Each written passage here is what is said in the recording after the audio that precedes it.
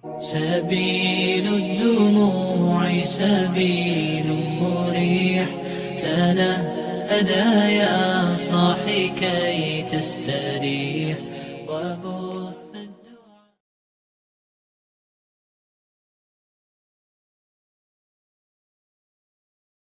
Assalamualaikum warahmatullahi wabarakatuh. Alhamdulillahirabbil alamin.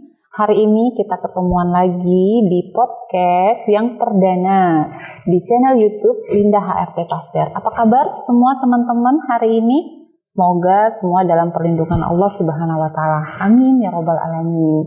Nah, hari ini kita karena ini podcast yang perdana, doakan ya mudah-mudahan bisa Allah mudahkan untuk dimudahkan untuk episode-episode berikutnya. Di podcast ini kita akan membahas berbagai macam hal, yaitu tentang dakwah, tentang keluarga, tentang bisnis, dan banyak lagi. Tentunya teman-teman jangan lupa ikuti selalu ya di channel YouTube Linda HRT Pasir. Nah, hari ini bintang tamu kita adalah Ustazah Rati.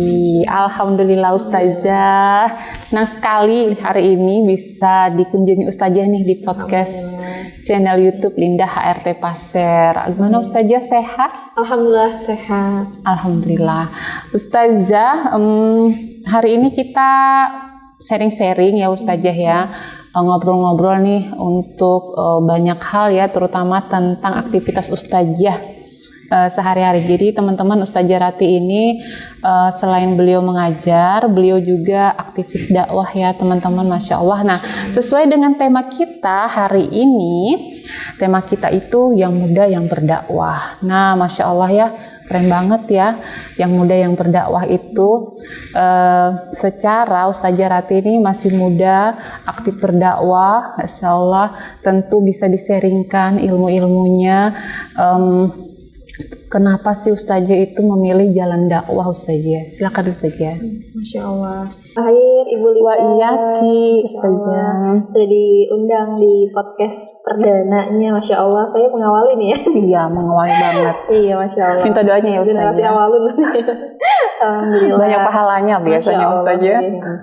Jadi mengawali dunia dakwah itu memang tidaklah mudah gitu ya. Yang pertama memang kita harus luruskan niat dulu karena Allah, dan kita sadar kita ini hidup di dunia untuk apa, gitu ya. Tentunya kita memperbaiki visi misi. Jadi kalau saya sebelumnya itu belum mengenal gitu ya dunia Islam, apalagi ilmunya gitu ya. Jadi saya belum punya tujuan apapun. Saya masih ya namanya kita sebelum hijrah ya, pasti masa-masa itu ya nauzubillah min dzalik, jangan sampai terulang yang terbuka aurat dan sebagainya. Jadi saya juga mulai berproses itu waktu kuliah. Jadi Masya Allah. Jadi waktu kuliah itu dipertemukan dengan teman-teman yang solih gitu ya. Dan Alhamdulillah ditunjukkan Allah jalannya. Jadi saya minta sama Allah kan, setiap kita sholat ya, ihdinas siratal mustaqim, itu kan bunyinya tunjukkanlah kami jalan yang lurus. Nah, kemudian setelah kita di sujud akhir kita minta sama Allah, ya Allah, ridhoilah perjuangan gitu ya, ridhoilah setiap usaha yang mendekatkan diri hamba kepadamu kayak gitu. Jadi ditunjukkan nih sama Allah, dibukakan, didatangkan teman-teman yang solih, kemudian dipermudah ya, dipermudah seperti keluarga juga. Alhamdulillah ada yang membantu mendukung gitu. Insya Allah ini menjadi amal jariah untuk kedua orang tua gitu. Karena kan amal yang tidak terputus adalah doa anak yang solih, ya, kemudian ilmu yang bermanfaat dan harta yang disedekahkan di jalan Allah. Masya Allah, gitu. Masya Allah ya. Jadi teman-teman semua, Masya Allah ya, pelajaran dari Ustazah Rati tadi, ternyata Ustazah punya masa lalu juga sama dengan kita semua.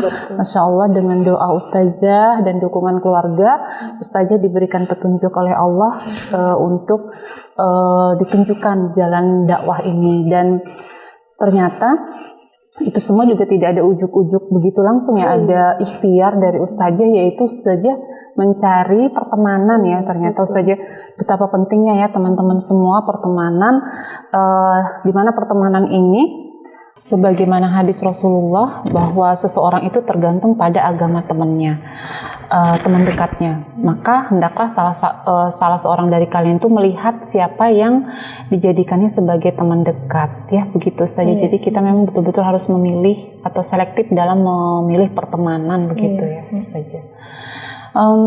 Nah, saja ya, kalau kita masih muda nih, sudah mendengarnya apa yang Ustazah bilang tadi, kalau motivasi Ustazah adalah 3 hal, yaitu 3 pahala yang mengalir tadi itu, salah satunya pahala yang ilmu yang bermanfaat ya Ustazah ya, Masya Allah. Tapi banyak juga di luar sana yang muda yang mau berdakwah sih mau ya Ustazah ya, tapi kan terasa seperti banyak kendala begitu.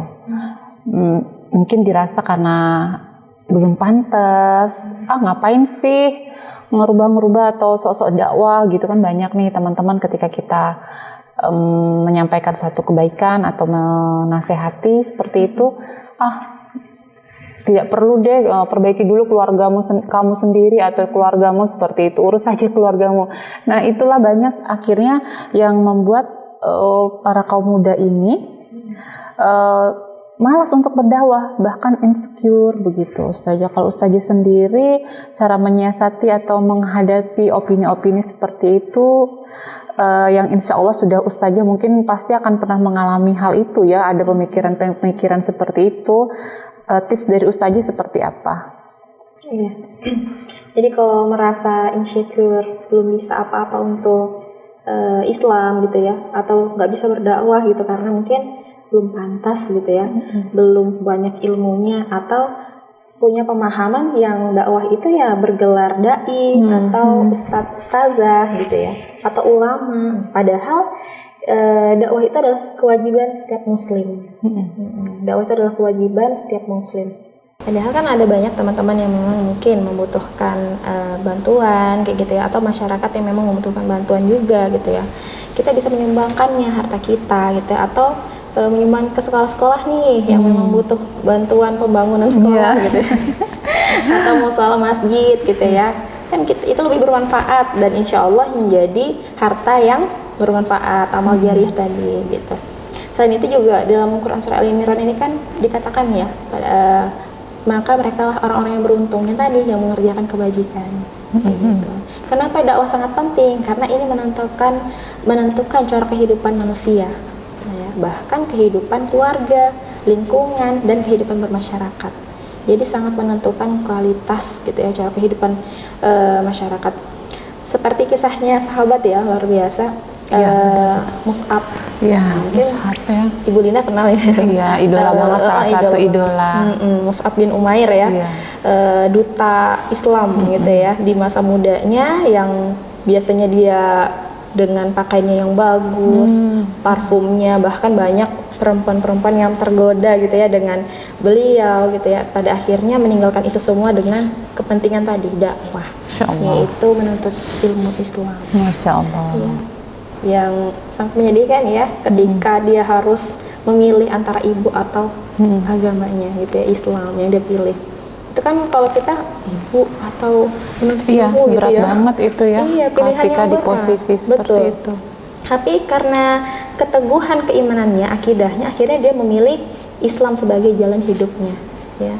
Bahkan ibunya pun sempat amarah ya, sempat diusir gitu ya. Kalau kita diusir mungkin aduh kemana sudah ini larinya ya. Tapi beliau Masya Allah gitu loh, yakin gitu loh, meskipun ibunya menentang apapun segala macam, yang namanya anak pasti ada rasa haru, sedih karena diusir ibunya. Tapi karena tadi Islam itu adalah satu-satunya pilihan dia ya, yang Allah turunkan juga gitu ya, untuk mungkin ya mendapatkan hidayah tadi. Kan dari kebiasaannya yang luar biasa, hedonis juga gitu ya. Masya Allah, dari kisah Mus'ab ini harusnya para pemuda itu belajar. Nah, bisa jadi mungkin para pemuda ini kurang belajar juga gitu ya, terkait bagaimana dulu perjuangan Islam ya sampai Nusantara, sampai Indonesia gitu ya. Ini kan luar biasa ya kalau kita pelajarin, bahkan sampai 2/3 belahan dunia dikuasai kan. Kalau kita maknai itu, wah luar biasa ini Islam sampai berjaya. Loh kenapa sekarang sudah berganti-ganti penguasa tapi belum juga ada perubahan di negara kita gitu, bisa jadi mungkin ada sesuatu yang salah gitu. Apalagi di banyak orang sekarang tuh yang takut dengan agamanya sendiri. Iya, miris banget ya Ustazah ya. Fobia dengan agamanya sendiri karena aturannya mungkin mereka anggap ekstrim, fanatik, berlebihan gitu ya. Kenapa sih nggak mau digonceng sama ikhwan gitu ya? Kan biasanya tantangannya akhwat nih kalau mau pergian ada motor, adanya ojeknya ikhwan gitu ya. Pada susah sekali ojek syar'i kan. Akhirnya ya mau tidak mau menyerah dengan keadaan. Iya betul. Padahal itu kan pilihan ya. Iya betul. Berkhalwat itu berdua-duaan dengan laki-laki ya. Itu kan tidak boleh. Atau kemudian ikhtilat, campur baur. Nah, campur baur ini tidak boleh karena ada interaksi bebas antara laki-laki dengan perempuan. Jadi Islam itu sampai mengatur sampai situ. Dia mengatur bagaimana interaksi laki-laki dan perempuan dibatasi. Kecuali ada tadi hal-hal yang diperbolehkan kayak dunia pendidikan gitu ya, kesehatan, jual beli kan gitu ya. Kemudian ranah pengadilan gitu ya, itu baru boleh. Masya Allah, pengaturannya ya luar biasa. Masya Allah, teman-teman semua, seperti yang sudah Ustazah sampaikan, kita jadi terpahamkan ternyata fakta-fakta kenapa sih kaum muda ini ada yang merasa insecure untuk berdakwah. Nah, motivasi lagi nih dari Ustazah Ratih, tentu kita harus lebih memahami lagi Quran Surah Al-Imran tadi ya Ustazah 104 ya.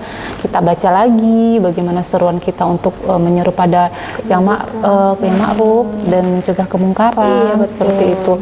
Atau karena bisa jadi mereka memahaminya dakwah itu harus kayak yang di podium, ceramah, pegang mic begitu. Mungkin itu makna yang kurang tepat ya, bahwa memang itu salah satu dari dakwah ya teman-teman semua ya. Tapi dakwah itu bukan hanya itu hanya salah satu aja. Jadi nganggap dakwah itu harus ceramah gitu di masjid atau di hadapan banyak orang, padahal mengingatkan atau menyampaikan hal yang ma'ruf kepada teman-teman itu adalah bagian dari dakwah juga begitu.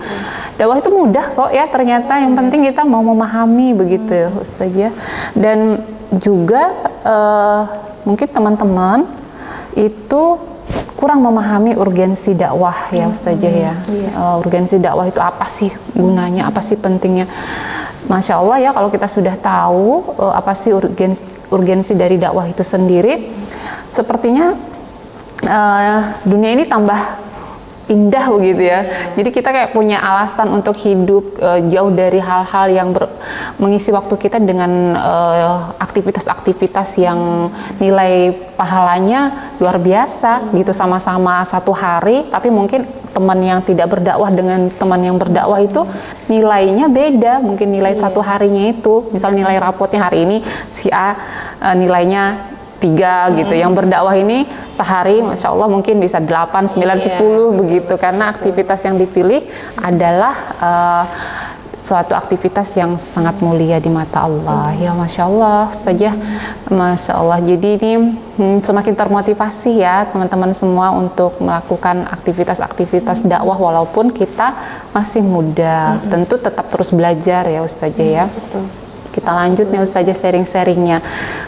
Nah, selain itu Ustazah, untuk semakin lebih kita pahami fakta-fakta sekarang nih ya, apa sih yang menyebabkan kaum muda ini kayak suka mager ya, rebahan seperti itu. Kan itu salah satu, ada sesuatu yang mungkin kurang dipahami ya di pemikiran para kaum muda. Kenapa lebih mengutamakan aku rebahan aja, atau dikit-dikit healing gitu, terus sedikit masalah depresi, nauzubillah. Kalau kayak di Korea sana banyak sekali kita dengar kasus bunuh diri perharinya luar biasa begitu. Itu untungnya di Indonesia jangan sampai ya seperti itu. Ini apalagi nih menurut Ustazah penyebab-penyebab yang menyebabkan kaum muda ini agak tidak termotivasi untuk berdakwah.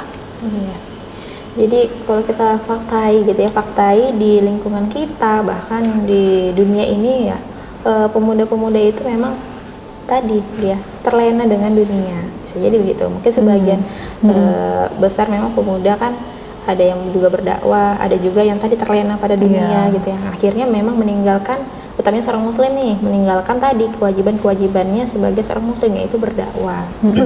Padahal dakwah itu bagian daripada ajaran Islam juga gitu ya, dan bisa menjauhkan kita dari hal-hal yang kesia-siaan tadi, hal yang melalaikan. Karena tadi saking pentingnya kan dakwah, jadi dalam seharian dia berdakwah, ya nggak seharian juga sih, maksudnya akhirat juga penting, dunianya juga penting, diseimbang gitu ya. Seimbang. Nah, ternyata kalau ditelusuri saat ini memang pemuda itu terlena oleh 7F. Apa itu 7F tuh? 7F ya teman-teman semua ya. Iya benar. 7F yang pertama fashion. Fashion. Kemudian apa? Food. Fun. Hal-hal yang menyenangkan ya. Kemudian free thinking. Oke. Kemudian yang kelima fun. Sebentar Ustazah. Seingat ibu itu dulu ya, kalau ibu ada dengar pengajian itu 3 aja loh. Kok sekarang 7 ya Ustazah? Nambah lagi PR-nya ya Ustazah. Nambah banyak ya, 7 loh teman-teman semua. Dulu kan cuma food, fun, fashion. Sekarang 7, baru dengar. Apa kita sharing Ustazah? Yang keempat, free thinking. Kemudian free sex ya. Free sex. Kemudian film. Keenam. Kemudian friction. Aduh, dijelasin satu-satu deh. Kalau yang 3 mungkin teman-teman sudah familiar ya. Yang 4, 5 dah. Silakan Ustazah, apa aja nih penjabarannya? Yang pertama terkait dengan fashion. Nah, kalau dilihat dari sekarang nih ya, pemuda-pemuda itu kan fashionnya luar biasa ya. Fashionnya terkait penampilan, dia selalu memperhatikan penampilannya dia saat keluar rumah. Atau yang lagi trending nih apa nih, cara berpakaian seperti apa? Yang model-model, misal nih baju memang sudah syar'i tapi ternyata ada belahan di mana-mana gitu kan ya, atau ada bolongan-bolongan gitu ya, atau yang kemudian di sini menampakkan auratnya. Nah, ini yang kemudian memang sedang digandrungi oleh para pemuda.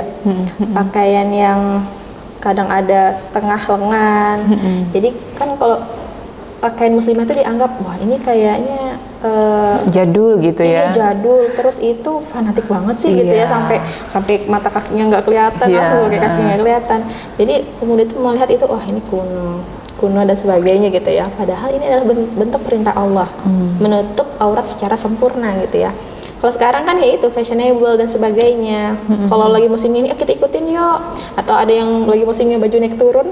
Iya, gelembung-gelembung gitu ya. Iya benar, baju naik turun kan lagi musim. Nah, itu kan ya kalau kita lihat dari pandangan Islam lah, ini kan tidak secara sempurna ya menutup aurat, bahkan kenapa untuk joget-joget dan sebagainya gitu ya. Jadi tren masa nanti terbang malah ya.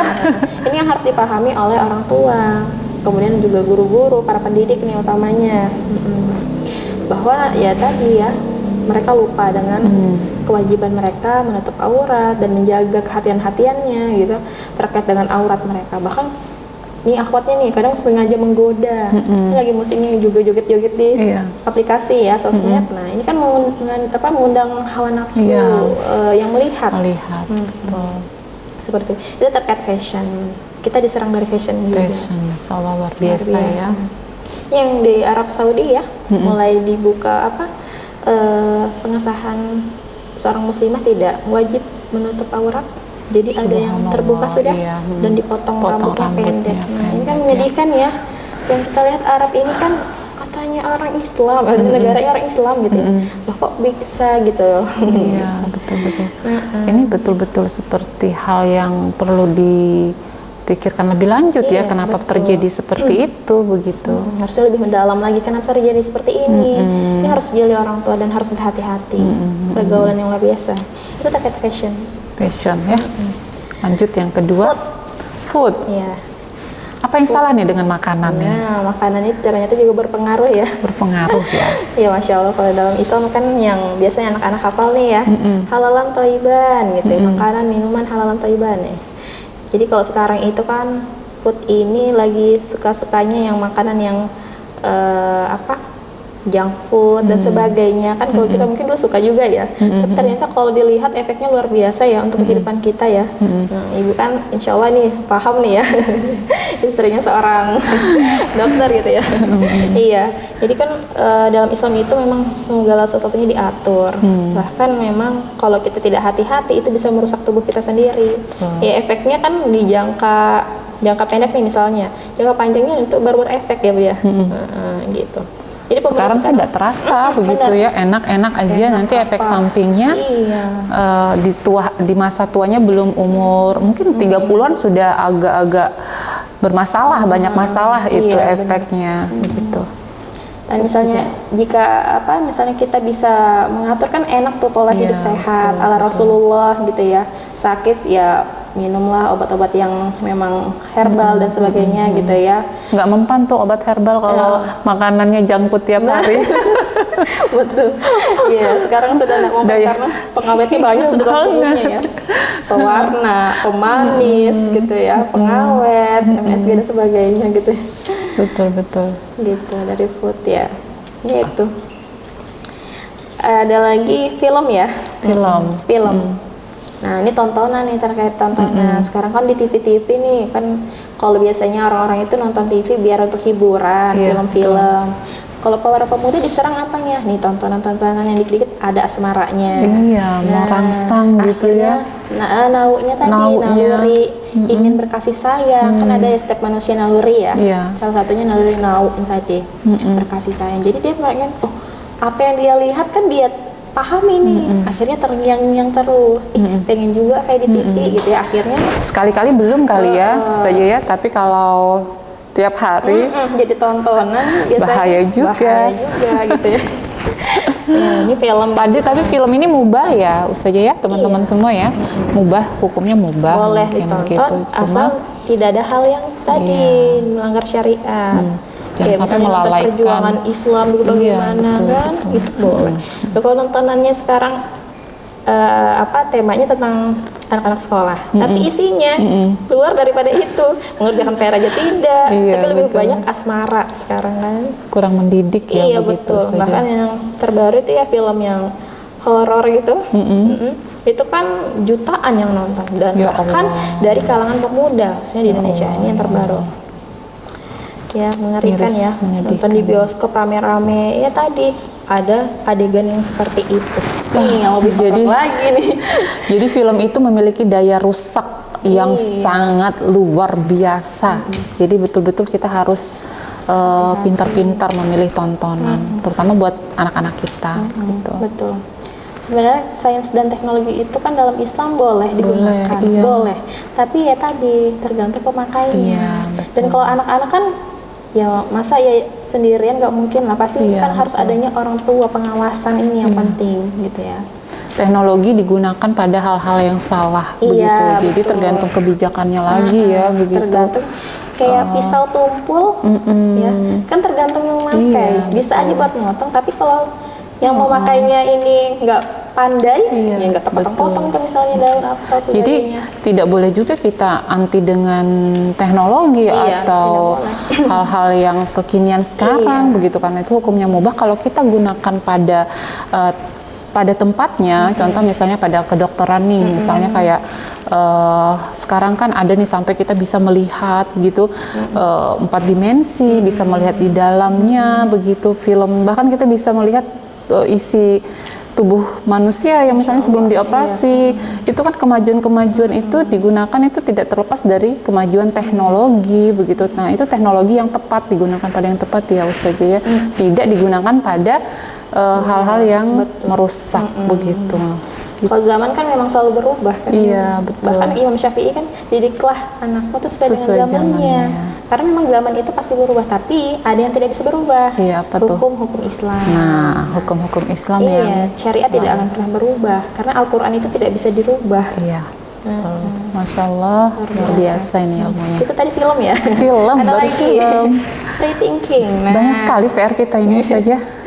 Jadi ini terkait dengan menjauhkan seluruh bentuk ya pola pikir ketuhanan. Jadi berpikir tentang sebuah kebebasan. Tadi ya, tidak adanya pengatur, merasa hidupnya aman aja gitu ya, atau baik-baik aja kok gitu. Ateis mungkin Ustazah gitu Bisa ya. jadi dia tidak punya agama kan. Jadi kalau yang keempat nih ya, rethinking. Iya, Ustazah. Rethinking ini berpikir bebas. Jadi merasa bebas dengan pemikirannya, pemahamannya. Dia merasa tidak ada yang mengatur. Kalaupun mengatur ya mungkin aturannya dia sendiri gitu ya. Wah, enak ya sepertinya ya. Benar. Bebas ya. Mungkin kalau kita berpikir bebas juga, ngapain kita pakai kerudung gitu ya? Iya, Ngapain pakai panas jilbab? gitu ya. Ngapain pakai kaos kaki? Ngapain harus sholat? Ngapain harus puasa? Ya, zakat, berhaji gitu ya, berkurban, ngapain gitu? Karena tadi ya, mereka berpikir bahwa tadi pemuda-pemuda ini jadi terkait dengan free thinking gitu ya. Free thinking ini kan berpikir bebas ya. Artinya ya memang tidak ada aturan dalam dirinya gitu ya. Merasa bebaslah suka-suka gitu, hidup ya suka-suka gitu ya. Nah, sedangkan dalam Islam memang kan kita diatur ya, dari bangun tidur mau tidur lagi pun ada aturannya gitu ya, lengkap sekali gitu. Cuma kalau saat ini kan memang tadi ya, ketika aturan itu tidak digunakan dengan baik, dengan benar gitu ya, aturan dalam Islam akhirnya tadi merasa bebas, hidup suka-suka. Bahkan yang aturan terbaru nih ya, melegalkan pernikahan ya, beda agama. Nah, ini kan mengerikan ya. Mengerikan banget. Ya, karena dalam Islam kan kita harus memilih pasangan yang yang sesama ya, sesama muslim kan gitu. Jadi dari sini memang pemuda harus berhati-hati terhadap tadi ketika merasa ya suka-sukalah hidupnya gitu, bebas gitu, mau ekspresi apa aja gitu. Tadi kalau tidak disekat dengan akidah gitu ya, keyakinan terhadap Islam, bebas mau pacaran gitu ya, mau pulang malam sampai jam berapapun terserah gitu ya, mau pergi dengan laki-laki gitu ya, atau memang mau berpakaian secara ini terbuka, suka-suka, mau minum khamar gitu ya. Nah ini kan kalau dari sudut pandang seorang guru nih, karena saya pengajar, miris gitu loh, miris ketika melihat memang generasi sekarang itu bukannya berpikir maju tapi malah mundur. Mereka merasa oh teknologi canggih gitu ya, sudah mereka gunakan dengan sebaik-baiknya, tapi ternyata melenakan gitu ya. Seharian rebahan, seharian main HP kan gitu ya. Nah, seharian di tempat-tempat yang tidak baik lah, intinya seperti itu. Nah ini kan kalau orang tua tidak jeli terhadap anaknya merasa orang tuanya cuek gitu ya, ngapain kita harus peduli gitu. Akhirnya tadi terjadilah kerusakan, berzina, bermaksiat. Ada lagi bayi yang dibuang kan, nauzubillah min dzalik gitu ya, sampai tadi. Banyak sekali ya, mengerikan sekali ya fakta-faktanya. Banyak contohnya ya. Iya, kita lanjut ke yang kelima. Fun. F yang kelima, fun. Menyenangkan. Nih hal-hal yang menyenangkan ini ya yang melenakan tadi ya, sudah saya sebutkan sebenarnya. Main HP seharian kan melenakan ya, tontonan, nonton kayak nonton film-film yang sampai berepisode-episode itu kan kalau kita berhenti kan kayaknya kurang deh, langsung nambah lagi. Terlena akhirnya. Ketagihan. Nongkrong yang berfaedah sih mending gitu ya, ngopi, ngobrol pemikiran Islam gitu kan mending ya. Tapi kalau nongkrongnya cuma bahasan yang apa sih ya, nggak bermanfaat gitu ya, hahaha, ya nggak apa-apa hahi, tapi ya obrolannya yang lebih bermanfaat, berpikir dengan kedepannya, atau berpikir Islam, membicarakan tentang masalah-masalah gitu ya, dengan solusi Islam, mencari circle yang baik lah gitu yang ada vibes positifnya, yang syar'i. Ya, temannya yang syar'i. Fun yang syar'i ya Ustazah. Itu terkait fun. Games kan melalaikan sekarang. Bahkan bukan hanya anak-anak muda yang usia anak-anak sekolah, dewasa pun sekarang main games. Seharian nge-games gitu dan bahayanya seorang kepala keluarga main games lupa menafkahi anak istri, makan apa anak istrinya gitu ya, lupa lupa mengingatkan sholat, akhirnya terlalailah waktu sholat. Betul. Yang harusnya istri ini dibantu karena sibuk games, lupa sama anaknya, lupa sama istrinya. Betul. Baik, kita yang ke 6. Free sex. Nah, free sex ini kan budaya luar ya. Iya. Kalau kita lihat memang tontonan kan yang budaya barat nih ya, film-film barat pasti banyak yang seperti itu adegan-adegan. Nah itu kan dibebaskan di Indonesia, akhirnya dibolehkan, akhirnya banyak diakses oleh para pemuda, baik itu lewat HP, buat kaset-kaset gitu ya. Seperti biasa ya, mungkin kalau dulu kita agak risih gitu ya kalau melihat orang bergandengan begitu. Sekarang biasa. Sekarang biasa. Kalau meminjam istilah Ismail Yusanto tuh, Ustadz Ismail Yusanto, lumrahisasi kata beliau. Lumrahisasi, benar.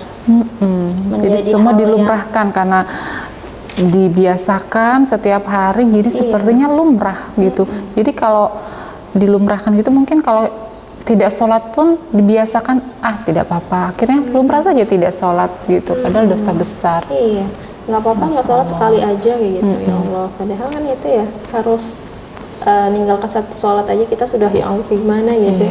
Ya caranya dengan mengqadha, bertaubatan nasuha, jangan sampai udah terulang kembali gitu ya. Bahkan yang dulu-dulu mungkin yang berhijrah yang dulu kan mungkin masih belum taat nih sholatnya, berarti harus mengqadha sholatnya, membayar gitu. Hutang sama manusia tepat waktu dibayar, tapi hutang ke Allah sudah belum dibayar. Nah itu. Betul. Jadi kalau sholat itu kan bentuk hutang kita sama Allah, dan terhalang masuk surga karena hutang. Ini hati-hati nih. Kita nih sedekah apa segala macam gitu ya, dermawan dan sebagainya. Tapi kalau ada hutang, nah ini harus hati-hati dibayar. Makanya hutang kan dicatat ya. Iya betul. Lanjut yang ke-7. Friction ini pergeseran. Jadi pergeseran apa saat ini ya? Mungkin banyak sekali sekarang kan pendapat-pendapat ya di kelompok-kelompok, bahkan yang merasa ini saya paling benar nih kayak gitu. Nah, ini kan adanya bisa menyebabkan perpecahan ya umat Islam. Merasa paling benar nih kelompoknya gitu. Padahal kita nih harus bersatu. Umat Islam itu harus bersatu. Adanya pergeseran ini karena pemikiran tadi. Pergeseran ya. Pergeseran pemikiran ya. Ini berbahaya sekali. Karena kan orang itu bangkit sesuai dengan pemahamannya. Kalau pemahamannya hanya masalah sepele sampai membunuh saudaranya, saudarinya, apa yang terjadi? Pertumpahan darah terus ya di muka bumi Allah ini. Nah ini harus diluruskan. Umat Islam itu harusnya bersatu. Kalau bersatu, insya Allah Palestina itu pasti terbebas dari zaman sekarang. Saja malahan yang mengerikan lagi berita terbarunya antara saudara malah rebutan harta tuh. Nauzubillah ya. Warisan. Padahal saudara gitu ya. Begitu sensitifnya sekarang di tengah-tengah masyarakatnya sangat memprihatinkan. Ya. Nah itu tadi mungkin why-nya ya Ustazah ya, kenapa ada 7F tadi menjadi kita semakin punya alasan untuk berdakwah. Nah Masya Allah teman-teman semua, kita sudah ada di penghujung ini, tak terasa kebersamaan dengan Ustazah ini rasanya pengen berlama-lama menimba ilmu dengan Ustazah. Insya Allah karena waktu ya teman-teman, Ustazah juga harus beraktivitas. Kapan-kapan datang lagi ke podcast kami ya Ustazah. Insya Allah. Mudah-mudahan mungkin Ustazah umur panjang. Amin. Ustazah silakan dong untuk memberikan pesan-pesannya nih kepada teman-teman semua. Insya Allah gitu ya. Saya sangat bersyukur juga diundang. Semoga banyak yang menonton gitu ya. Amin. Menjadi amal jariah kita semua. Iya, jadi yang muda yang berdakwah gitu ya. Jadi dakwah itu nggak harus yang tua. Kita pun bisa. Bahkan anak kecil umur 4 tahun, ketika dia bisa mengatakan hal yang baik itu berdakwah gitu ya. Betul. Bicara yang ahsan itu sudah berdakwah. Ayo kita sebagai pemuda gitu ya. Pemuda Islam, mari kita bergerak gitu ya. Sudah cukup kita rebahan terlalu lama, main HP terlalu lama gitu ya. Kayak kita bergerak dengan apa-apa yang kita bisa. Apa? Kita misal bisa mengedit, kita bisa menulis, kita bisa bergerak langsung dengan perbuatan. Ayo kita berdakwah, ya. Apa tujuannya tadi? Untuk mendapatkan kemuliaan dari Allah Subhanahu Wa Taala. Apalagi dapat ganjaran surga gitu ya. Siapa yang nggak mau surga sih? Gitu. Mau banget. Iya.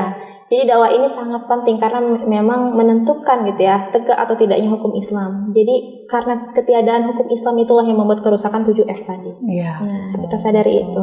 Karena memang aturan Islam itu yang sangat-sangat sempurna dan menyelamatkan kita dunia dan akhirat. dunia wal akhirah. Masya Allah. Dan dia bisa menentukan juga nih dakwah ini, menentukan kualitas seorang muslim. Ya, gitu saja ya. Iya.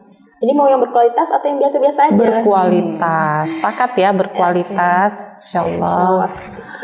Jazakillah khair Ustazah Ratih, Masya Allah sangat jadi memanaskan kita semua ini ya, mendengar penjelasan sharing dari Ustazah Ratih di mana beliau mendedikasikan dirinya untuk berdakwah di jalan dakwah. Semoga kita bisa mengikuti apa yang telah Ustazah Ratih lakukan dan dimudahkan oleh Allah kita semua dalam menolong agama Allah.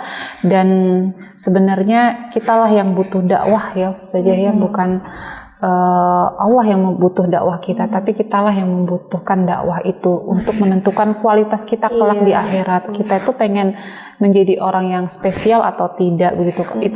Itu pilihan kita ya begitu. Spesial di mata Allah ya. Spesial di mata Allah. Seperti para sahabat tentunya yang memberikan teladan bagaimana mereka memperjuangkan, mengorbankan seluruh harta, jiwa, raga. Mereka semua, waktu, keluarga, ya. Ibu sangat fans juga sama Ummu Imaroh, ya. Masya Allah, beliau itu sampai anak-anaknya mengorbankan anak-anaknya dalam berjihad di jalan Allah, ya. Masya Allah, itu luar biasa. Masya Allah, teman-teman semua. Semoga Allah mudahkan ya pertemuan kita di podcast-podcast berikutnya, tentunya dengan sharing-sharing yang bermanfaat dengan bintang tamu yang lainnya, dan kita berjumpa lagi di channel YouTube Linda HRT Pasar berikutnya. Mohon maaf apabila ada salah, mohon maaf lahir batin, kami undur diri. Terima kasih. Wassalamualaikum warahmatullahi wabarakatuh.